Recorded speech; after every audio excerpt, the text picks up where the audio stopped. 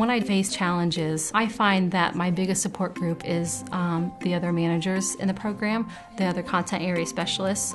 Most of the time when I come to a challenge, it's because I'm not familiar with that field. So if it's disabilities, well, I know I can go to our disabilities specialist and talk to her and get her input on that.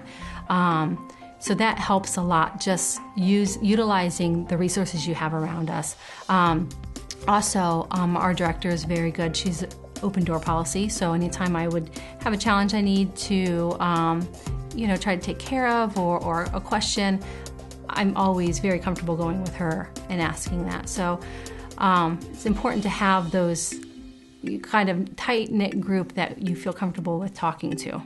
If a new leader is in a state that has an association, that's a good place to go to get the support, because sometimes you think you're all alone and you'll find out that somebody else is facing the same issue as you are. Also, find a mentor. Please find a mentor for yourself so that it's somebody who's not judging you, yet you can be open and honest with, and they will give you an open, honest answer. They do not have a hidden agenda. You definitely want the mentor to be in Head Start, an early Head Start, so that they can understand some of the things that you are going through. That helps because they can explain the unwritten rules, what is expected of you as a leader in the organization, and how to gauge what you're doing is appropriate and how to gauge when you need to change your action. Some of the resources that I found being very helpful in this leadership role is the Early Head Start tip sheets. They are like my Bible that sits on my desk. I also refer to eClick quite often, being that I prefer the electronic format, so I can get on there, I can search and get an answer a lot faster than digging through the performance standards book.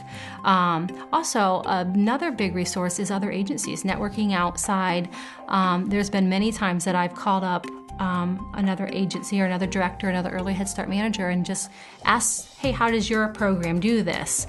And may not always work out for our program, but at least I have a little bit of interest, a little bit of research to go forward into a decision that I may have to make. We had a book club that our executive director, Marlene, started so that we would all read chapters, get together once a month, and discuss, how do we feel about that? How do I see myself doing that? Or what can I take away from this? So we've had some really good readings that way. The other thing, you have to know your Head Start Act. You should know what your state's early learning objectives are, their early learning framework. Each state has them. Our state has them now from 0 to 3 and 3 to 5.